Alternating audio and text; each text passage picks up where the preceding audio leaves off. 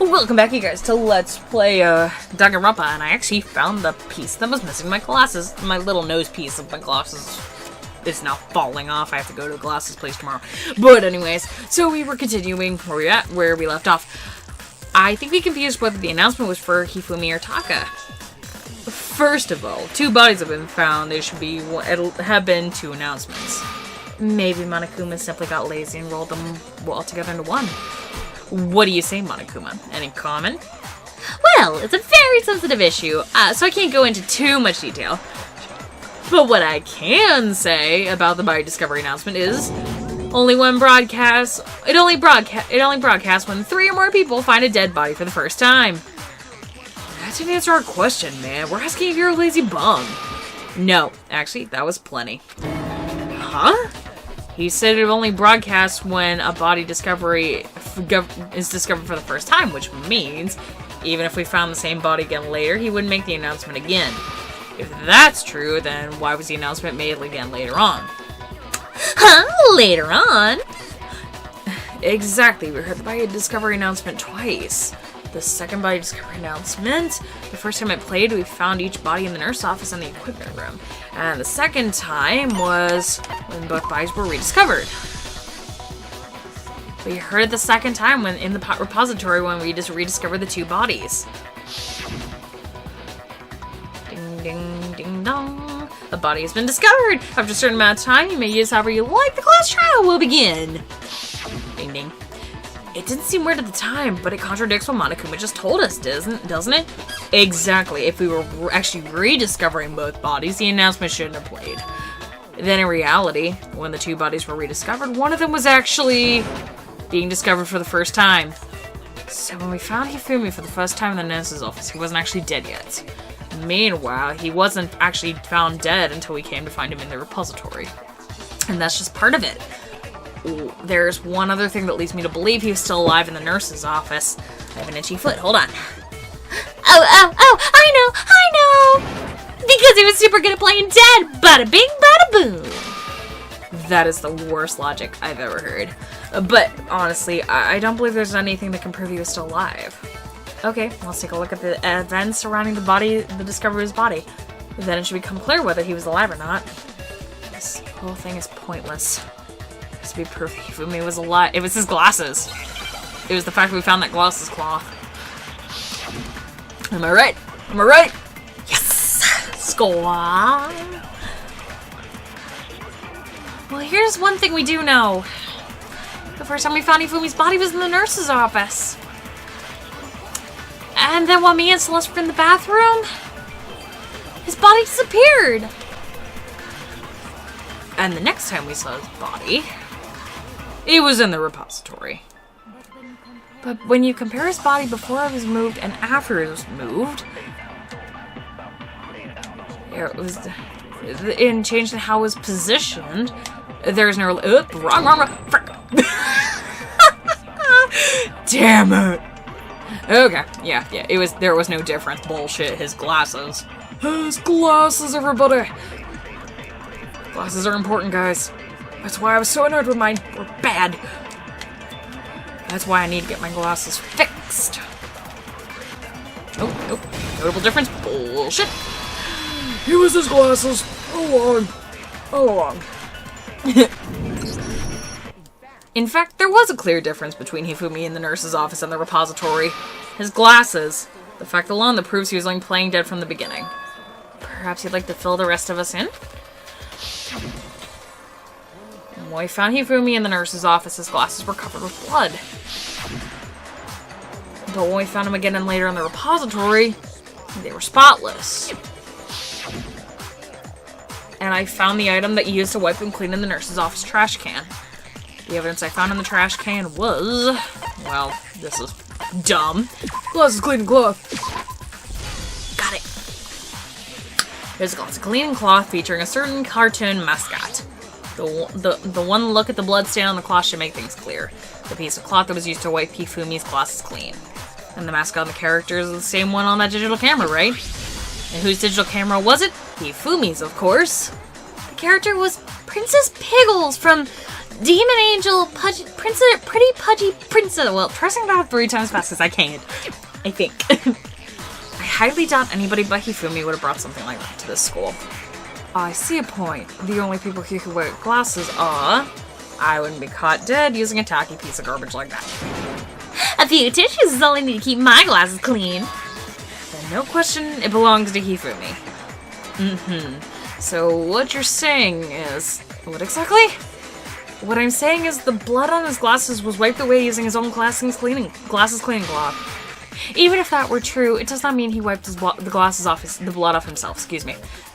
But who would benefit from a clean pair of glasses other than the glasses owner? Exactly. That's a good point. Then it must have been him, right? So let's assume Hifumi was still alive in the nurse's office. He pretends to be dead, and when he's alone, he wipes his glasses off so he can see. Then he stands up, walks out on his own 2 feet. And with that, the impossible task of moving his copious corpse becomes possible, wouldn't you say? But then, if he was just pretending to be dead... What was with all that blood? Was it paint or something? The fridge in the nurse's office contains packs of those blood for emergencies. He probably used one of those. He figured he was gonna play dead, so he should go all out. He just dumped it everywhere. He got crazy with it and had to wipe his glasses off when he was done. God, what an idiot. And if Hifumi was still alive at that point, the disappearance of Taka's body is easily explained. It should be perfectly obvious who has moved Taka's body. The one who moved it, Taka. I wish! Sakura? Wow, I would love to just see what they say if I picked the wrong one. It could have only been Hifumi. While we're all gathered in the nurse's office, he went to the equipment room and took Taka's body. It also explains how the door to the repository got locked. The door was locked? Well, after the body disappeared, we all went to look for them, right? So me and Sakura headed to the repository, but when we got there, the door was locked. And the repository door can only be locked from the inside. Yeah, that's really dumb. Like, why is it only able to be locked from the inside? Meanwhile, when Hina and Sakura got to the repository, someone was already inside.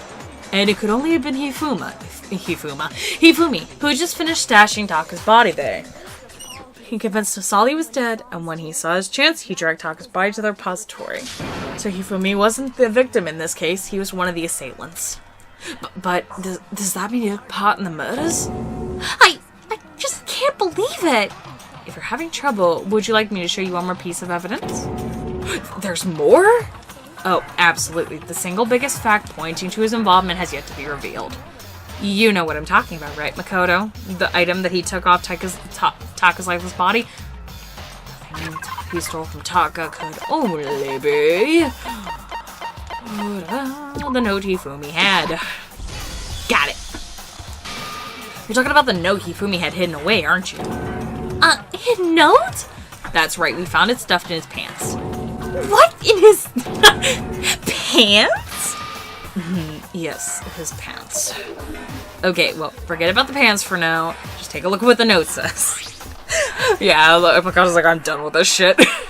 I found a hole. Maybe we can use to escape. Monokuma can't find out, so don't tell anyone for now. Let's meet up in the equipment room at 6 a.m. Ah, that note I was telling you about. The one that they told me where to go. Oh, wait, this was a little different. In my note it said, Monokuma can't find out, so don't let anyone else know for now. Let me meet in the rec room at 1 a.m. See, this note isn't the same one Hiro got. It's not the same? In other words, the killer got in touch with another person besides Hiro. That person could only have been Taka. Hifumi's pants? Did he really? Oh my, it really did say that. I just saw it on the thing. Oh my gosh. That's right, Taka. No, but totally Hifumi's pants. Jesus Christ, this game, man. The killer used this note to draw Taka and murder him. Hello, over here. Objection, objection. Don't really understand what's going on right now, but Hifumi had that letter, right? So whoever had the note wasn't drawing out TikTok, they were drawing out Huffy. Just to be clear, TikTok is Taka, and Huffy is Hifumi, right? Yes, why must you ruin it every time? I love you, Genocide Jack. Man, Genocide Jack is seriously scary, but still, I can't let her get to me. Okay. I don't remember what the point of this was. Let's do this. Okay. Okay. Hifumi's glasses, but no. Okay. I don't know which one it is. Hold on. Huffy of the note, right? Oh, it's probably the... Oh, frick! Yep. It's the broken wristwatch. It meant for Huffy. But remember what the note said. What time did it say to meet? 6 a.m., I believe. The time doesn't matter. Yes, it does. Yes. It had nothing to do with it. Bull crap. Sorry, Genocide Jill. I love you. I love you, darling. No, there's absolutely a connection. What? What the hell are you talking about? The note said to meet at 6 a.m., which is the same time Taka was murdered. We've already proven that by his wristwatch. There must be more but there's more. When you look at the note, it says where to meet. The equipment room, right? Which is where Taka was killed. I see. So Taka was murdered both time and place written in the note. I think that should show plenty that the note was definitely meant for Taka. Well, when you put it like that. No further objections. When someone used the note to trick Taka, just the same as me. Ugh, the culprit is a really cold-blooded monster, telling people they found a way out. But if they gave the note to Taka, what was Hifumi doing with it? Stuffed it down his pants, no less. Most likely Hifumi stole it off Taka after he died. Huh? He stole it? Where's your proof? Go ahead and show us. It was the piece of... Why did they give me 6 minutes? Oh my god. Got it. I'm getting my heart back. When I searched Taka's body, I saw his lifeless hand was gripping a small piece of paper. If I'm right about this, the sheet of paper... Oops. I knew it! It fits perfectly with the note we just found hidden on Hifumi. Then Taka's scrap and Hifumi's note... Yep, they're from the same piece of paper. Hifumi had the note meant for Taka, while Taka's corpse grasped a small piece of that note. There's only one way to explain it. Taka died clutching the note. Hifumi tried to free the note from his death grip, leaving behind only one small scrap. Did I get all that right? That means Hifumi knew the note was important. Exactly what proves he was an accomplice in the murder. Whoa. Yeah, after seeing all that, Hifumi was super involved with the whole thing for sure. In fact, he was behind the whole thing. In fact, he's still alive. What? Sorry, no. Definitely dead.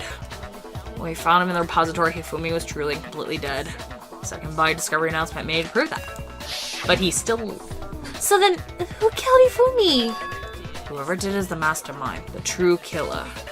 He was killed in the repository, so he must have been killed not long after transporting Taka's body. So he must have been killed after Taka's body vanished, but before we found both bodies in the repository. During that time, we'd all split up to search for Taka's missing body. In other words, during that time, none of us have alibis. Wait, but me and Sakura were together.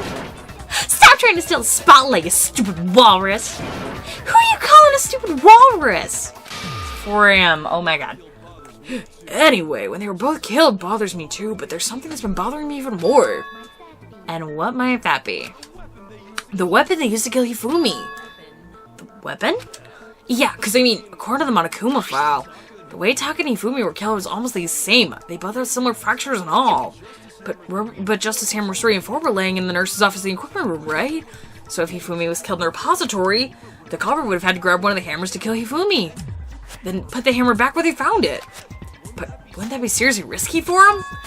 I'm surprised. It seems like there's some semblance of brain knocking around that skull of yours after all. Hell yeah, it's packed and they're good and tight.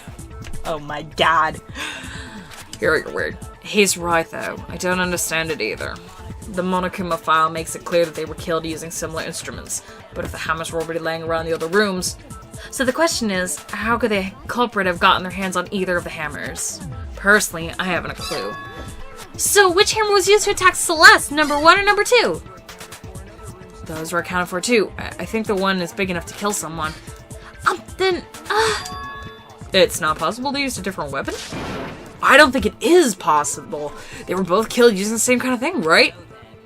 So then what was used to kill Hifumi? The weapon that was actually used to kill Hifumi. The whole picture surrounding the case won't become clear until it was the one that was cleaned. The spotless one. To find out the truth, it was the spotless hammer.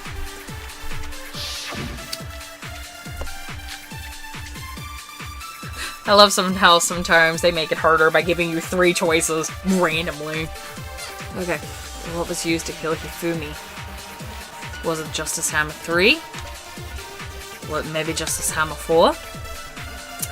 Well, whatever it was, there's one thing we have to figure out. How was the culprit able to move around so freely with the weapon? And nobody there to witness them carrying it. Whoop. Who was it? Frick! Okay, I'm not doing so good in this case. Okay. 3, 4, whatever it was. Figure it out. Weapon with them carrying it. Sounds like Justice Hammer 5 is appearance. Whoop. Who was it? Oh, that was... Nope. Oh my gosh. I'm a dumbass. Killing it. Gotta... This is why, kids, when you play Danganronpa, read every single one before you make your choice, because you never know. The murder weapon wasn't a Justice Hammer at all. No, it was something completely different. But seriously, a different weapon. Specifically, a hammer from the repository. A killer could have easily used that to kill Hifumi. Now, all the hammers in the repository were covered in flecks of grit and debris. But for some reason, one of them had been scrubbed clean. Huh? And the reason it had been scrubbed clean, most likely, was to be used to commit the murder. If the hammer got covered in Hifumi's blood, of course they'd have to clean it off. Ain't it the truth? I'd also like to point out the repository is one-of-a-kind hammers, big ones and small ones, and even some flat mallet-like ones. I think whoever made the Justice Hammer used those as a basis for their design. If that's true, then that would explain the Monokuma file's note about the wounds being similar. So Hifumi moved Taka's body to the repository, where someone used the hammer to kill him. And whoever did that is the true killer, the one who Hifumi was working with, the one who betrayed him. Hold on a moment. I still think it's strange to assume someone was working with him. The way the graduation rule works, there's no benefit for helping someone carry out a murder. So the idea that anyone would work together is simply ludicrous. We talked about this, did we not? We did talk about it, but there'd be any reason for someone to work together. At least that's what I thought first, but... Alright, what we got here? This hammer. It's gonna be a flashback. It's gotta be. Never, based on the rules that have been laid out for us, even when one person is complicit in murder, the only one who actually carried out the act can graduate and survive. It's simply impossible for 2 people to work together on this. Oh, really now. This is how the rule was explained to us. But there's one that applies to one murder, right? In this case, there were 2 murders. Oh, that was it. Yeah. Yeah. Whoop, damn it. Yeah, it's...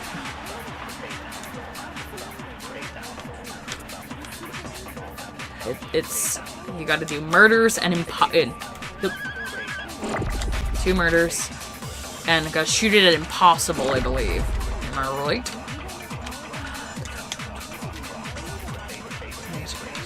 Wait. Nope. Not impossible.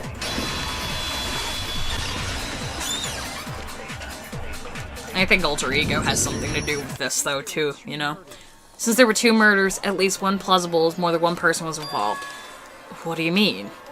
If there had only been 1 murder, then yes, the idea of an accomplice isn't really worth considering. Naturally, if one person can be safe per murder, an accomplice is no risk versus reward benefit. Risk versus reward benefit?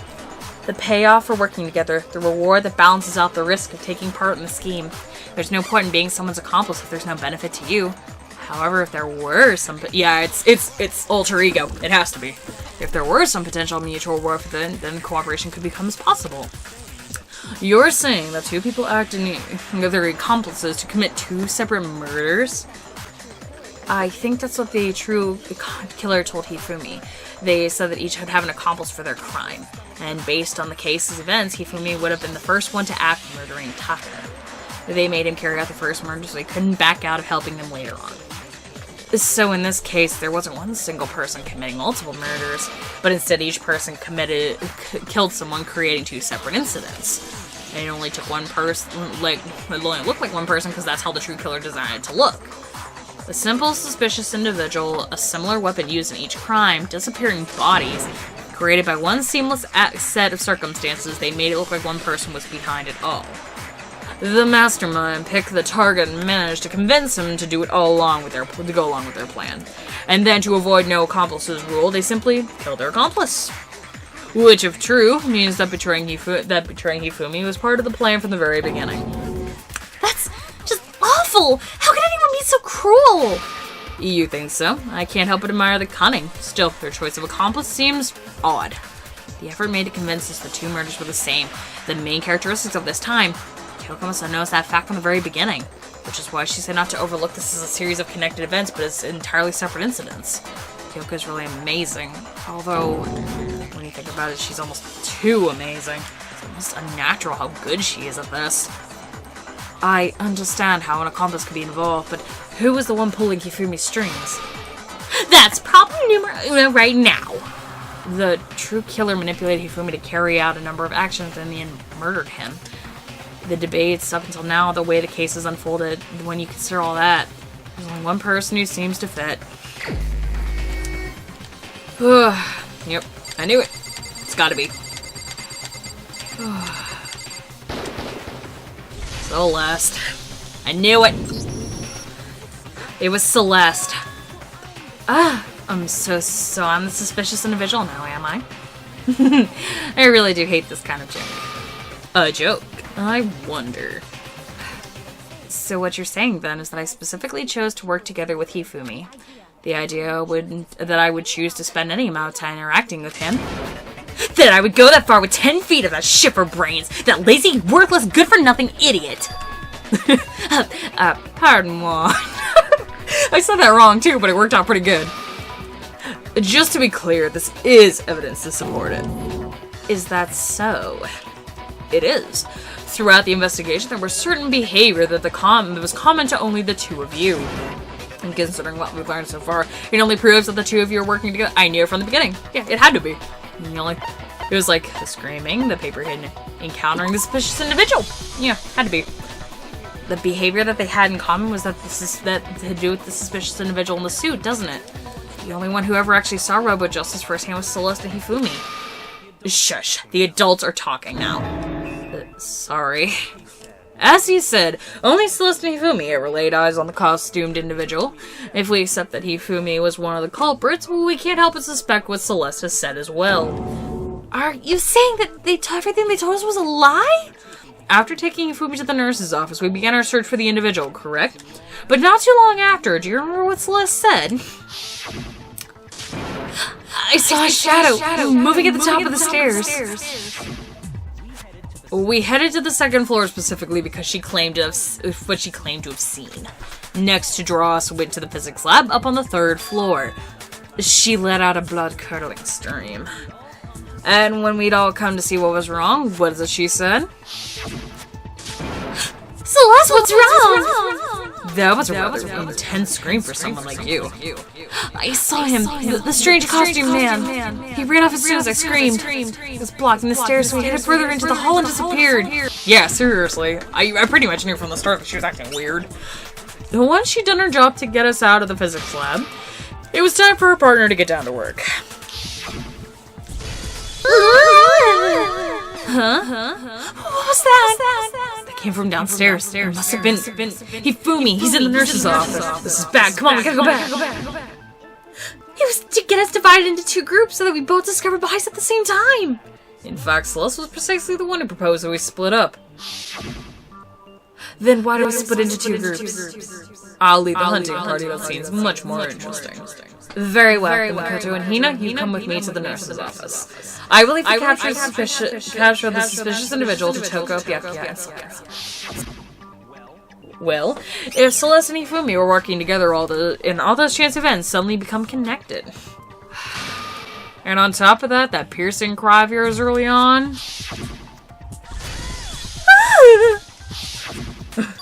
That was to signal Hifumi, wasn't it? It was your way of telling him we're on the third floor, everything's going according to plan. Why else would you let out a scream that could have carried across the sea? I just realized another strange thing. When we found Hifumi in the nurse's office, who do we now know was only pretending to be dead? I certainly was not expecting this. I did not imagine that Hifumi would be murdered. Celeste, you were the first one to say he'd been murdered. You wanted to make sure we wouldn't have any doubt in our minds. I don't believe it! Everything! The whole thing was one big act! Hina, you were with Celeste when Hifumi's disappeared, right? Yeah, I was feeling kind of sick, so Celeste took me to the bathroom. Wait, that was... She wasn't worried about you. She just saw a chance to help Hifumi sneak out of the nurse's office. Each piece isn't much by itself, but putting them together, the picture becomes very ugly indeed. Would you agree, Celeste? I have no idea what you mean. Don't bother trying to deny it. You made one fatal mistake. Oh, did I? I didn't even catch myself when you said it the first time, but looking back on it, what was that one little slip-up was your undoing? What are you talking about? I'm talking about what you said after Hifumi's body disappeared and we re-entered the nurse's office. They must be really enjoying this. Enjoying the sight of us standing around, frightened and confused. We're all gonna die here. We're gonna die just like those guys died. I remember saying that too, but I don't understand what's just those guys. Pay attention. Sakura, Toko, and I were the first to discover Taka's body in the equipment room. Then Makoto showed up to tell us Hifumi had been killed, so Sakura and I left with Makoto. Once we were in the hall, we ran to Celeste and the four of us headed to the nurse's office. Now, the entire time we were together, none of us said anything about Taka being dead. Think about it. Celeste's comment doesn't make any sense. He was completely out of place. Yeah. I'm so glad that I was okay. I was right with this. Yeah, I see what you're talking about, although I really don't get what it means. You hear that, Celeste? Everybody had some trouble understanding. Could you repeat what you said? If you're really not the culprit, you should not have any problem repeating it, right? Like you say, Celeste's comment doesn't make sense. But what was he alluding to? He couldn't have known that two people were dead because none of us ever said anything. Monokuma File 3. Well, does this mean I'm gonna be flashing back? All I said was, they must be really enjoying this. The sight of us standing around frightened and confused. And they must be positively elated that we're all gonna die here. Like those guys. Oh, frick. Crap. Oh, I'm not doing so well. I wonder what my score is gonna be. Okay. It's those guys. That's all I said. Obviously it takes something to finish, doesn't it? So strange. Okay, yes. There. Okay, I got it. Like I said, gotta read the whole way through. Okay. Oop. All I said was, we're just enjoying us sticking around. Positively related. We're all gonna die here. Those guys. Oop. Yep. Those guys. I gotta take a drink, excuse me. And I just... Oh, frick. I just spit all over myself, guys. Kellyanne is such a grown adult, spitting all over herself. Yep. It's a good thing I've got napkins. That's right, there was no reason Celeste should have said, like, those guys died. Well, she said that none of us told her that Taka was dead. Exactly. And we didn't run into her until we were all out in the hall. So there was never any chance for her to have seen his body in the equipment room for herself. How did you know, Celeste? How did you know more than one person had been killed? And how did you know that they were both guys? Because Kyoko had disappeared, right? So she could have been dead too. You all have such vivid imaginations, you know? Imaginations? You claimed that I was lying when I told you about the suspicious person I saw. Well, then what about the picture I took? How do you explain the picture of the costume villain dragging... You're just skating around the point, darling. It had to be some kind of setup, right? Celeste put on the suit, and then she put the camera's timer on to tub the picture. Have you so quickly forgotten? You're the only one who could possibly fit in that suit. And plus, I happen to know this particular camera does not have a timer. In other words, it is unassailable fact that the person in the picture dragging that this is a picture of Hifumi being dragged away. And if everything I told you was a lie, how can this picture exist? Simple. Are we really sure a picture of the suspect dragging Hifumi away? Ooh, what could you possibly mean by that? Surely there are other explanations than the one you've offered up. No, there is no other explanation. Yeah, could Hifumi be dragging the robot just this way? If the picture wasn't of suspect dragging Hifumi away, the other possibility is Hifumi is dragging the drinking and or dancing. Oh my god. It's not a picture of the suspect dragging Hifumi away. I would say it's a picky. I would say it's a picky of Hifumi dragging the suspect away. Kill me now. That is certainly within the realm of possibility. The one being dragged off in the picture isn't Hifumi, but the person in the robot suit. We simply been led to believe it's the other way around. Because Hifumi's such a great actor. And the strange costume may only exist to lead us even farther astray. If we saw someone wearing something like that in this situation, of course you'd notice and be suspicious. That's what happened! You put me to sleep and made me out to be the bad guy in all this! Such a thing is utterly impossible.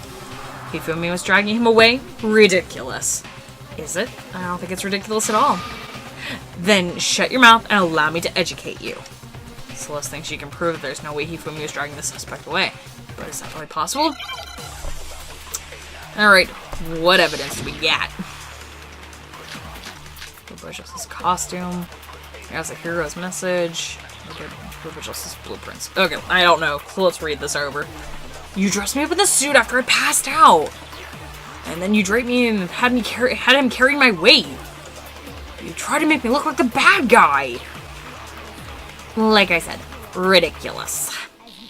As you can see in the picture, the suspect is standing perfectly upright.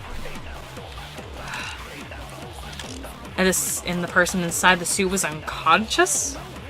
Yeah, can they be standing straight up like that? Oh, is that it? Oh, frick. The fortune-telling idiot is the culprit after all. No way. This is interesting. Not sure how exactly this works. I couldn't bend at the waist. Yep, okay, it was the Robojustice costume. Oh, thank God I'm right. Okay. Ridiculous. Perfectly upright. The suit was unconscious. Standing straight. Boom. Bye-bye. Yeah. Gotcha, Celeste, you bitch. No, even the person inside the suit were unconscious. They still could stand up like that because the Robojustice suit has a certain characteristic. Can't bend at the waist. You totally can't bend at the waist. Seems like a pretty obvious oversight. Nope, it's what does your undoing. That's right, they totally made a mistake when it was made. It couldn't bend at the waist. I'm not sure that was a mistake. I think the suit was designed from the beginning to be used the way it is. Celeste and Hifumi took the suit they'd specially designed and stuck Hiro into it. And that's how they were able to fake the whole thing. The point of it was to make a believer that the person in the suit was to blame. Well then, I suppose this is checkmate. Checkmate?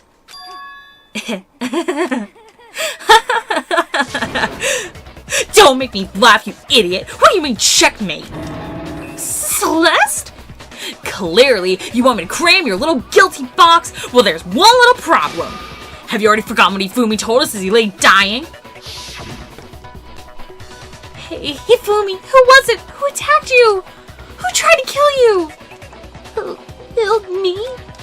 That's right, I remember their name. Yasuhiro. When we asked him who he attacked him, his answer was quite clear, was it not? He said I quote, Yasuhiro. In other words, Yasuhiro Hagakureya. Your confusing statements don't make any sense, and you're only making more I don't even. What did they say? Oh my gosh, I'm going too fast. Sorry. Can I go back? I'm gonna look what it said. Okay. He did say Yasuhiro was sure he was really pointing fingers at Hiro. Okay. What the hell are you talking about? I'll burn you alive! Kyoko, what'd you... The E-handbook! We don't know what her real name is. Okay, yeah, I got it. Think back to how Hifumi used to talk to us. How do you refer to each of us? Give everyone... He said for serious? He said people's last names.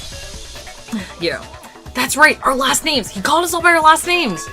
Exactly. I know I heard him say Mr. Nagi more than once, for example. So Hifumi did mention Hiro's last name. He would have said his last name, Hagakure.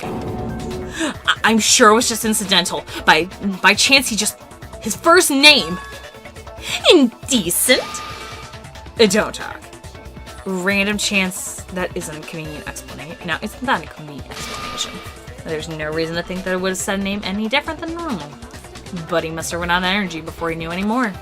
So Ifumi was trying to tell us the last name of whoever killed him.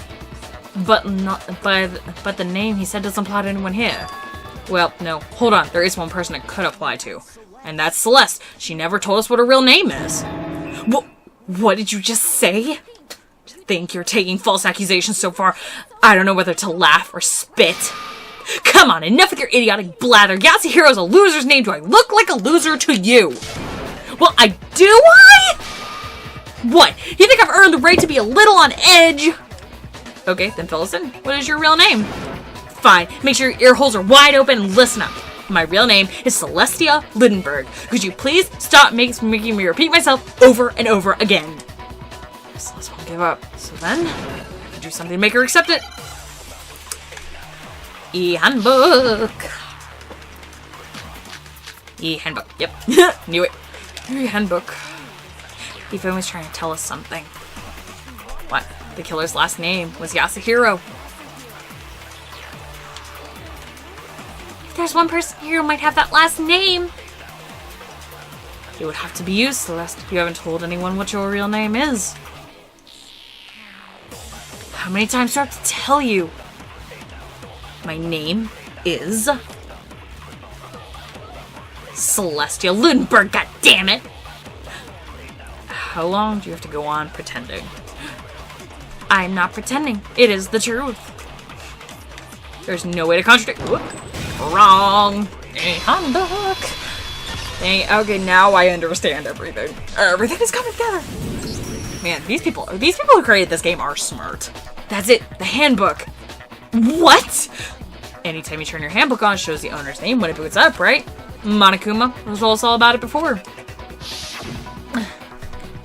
This handbook is absolutely vital to a healthy schooling. So don't lose it. When you start up, it'll display your name, and always make sure you have the right one. Now, this is not your everyday notebook. It has many more uses than that. Oh, excuse me. So all we have to do is check our handbook. That'll clear everything up. That's how we find out Celeste's real name. That's an invasion of privacy. I refuse to cooperate. Celeste, can you please tell us what really happened? Please, just tell us. Even when I'm put in check, it's just my nature not to give up. Because of the wonderful things she does. Okay, until the game's over, you never know what may happen. Fine, then let me settle it. Let me go over the case from the beginning and shed light on your crimes. That'll bring everything to the end. Closing argument. Okay. Oh my gosh, I have got a lot. What is what? Okay, guys. There are a lot of extra ones that make like no sense. So I don't know. We're just gonna hope it works. Alright. Before anything, the killer persuaded someone to carry out the murder, and that person was... Damn it! First one and I'm wrong. Okay, so... I'll try this.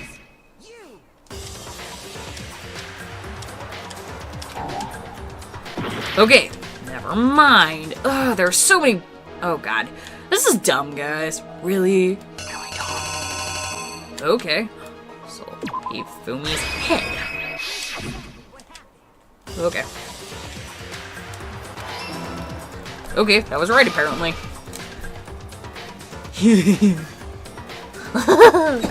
Ifumi, with an accomplice, the killer was able to execute a number of important schemes.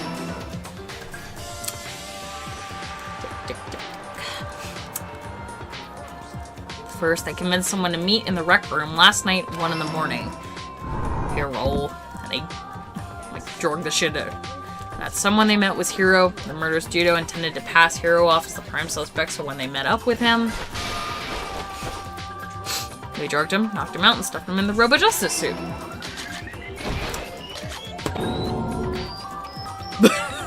Oh my god, Hifumi's all like the best faces in this, I'm sorry. Next, Hifumi's positioned next to the Robo-Justice that was attacking him, when the killer used a digital camera to take a picture of the quote-unquote assault. They did this to create evidence that would put suspicion on Hiro. When they were done with him, they shoved him in the unconscious into the pool locker room. Oh, baby. I am so sad! And then finally, 6 a.m., they moved into the murder phase of their plan. They called Taka to the equipment room.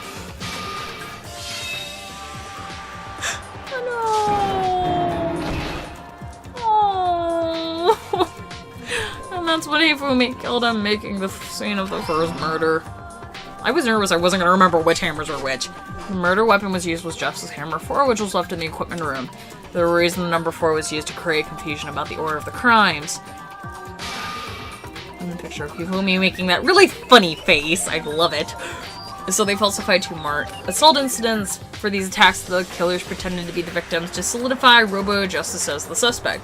The first fake incident was the attack in the rec room, and the killers were to see Justice Hammer 1 and the Robo-Justice pictures they had taken. They wanted to make sure they brought the surprise attack into the story. The second fake incident was in the library. There was a truck going outside that's really freaking loud. This time they planted Justice Hammer 2 and an injured Hifumi to set the scene. These 2 incidents, the killer were able to create a preconception in our minds. The suspect was increasing the size of the hammers and attacking people in the order they did.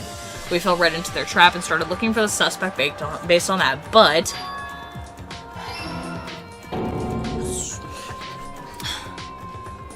Plain guys, don't worry about me. I'm just gonna rest for a little bit. When they did, we left Hifumi in the nurse's office. Bye-bye. That was exactly what Hifumi was hoping for. Magical girl! Magical girl Hifumi with blood! It's so great when the blood is pink. They took blood packets from the refrigerator in Justice Hammer 3 and turned the room into a crime scene which he himself had apparently been brutally murdered, and placed Justice Hammer 3.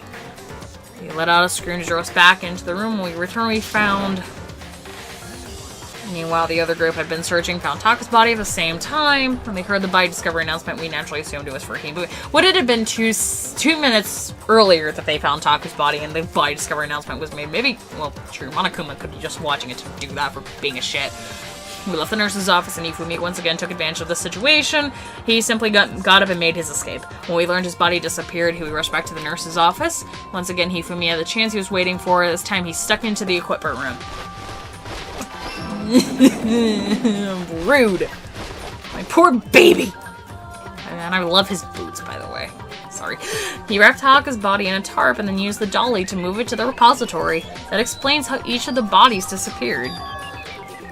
I am so happy. I get a treat. Treat. But even Hifumi didn't know the true killer had in mind for their final act. Is this a gong? Oh, the thunk. Their plan all along was to kill Hifumi and get rid of the one person who could betray them. And they did it using an ordinary everyday hammer from the repository. That should cover everything that happened in the case, and the villain behind it all is... Celestia Ludenberg. What's your real name, pretty lady? Sucks to you, doesn't it? Celeste, sorry, you lose. Complete! Alright, awesome sauce. Alright, but anyways, you guys, we're gonna cut the episode off here and we're gonna watch the final act next time. I hope you guys are having a fantastic day. Please like, comment, subscribe for more. I do videos like this every other day. I'll talk to you guys, alright? Bye-bye.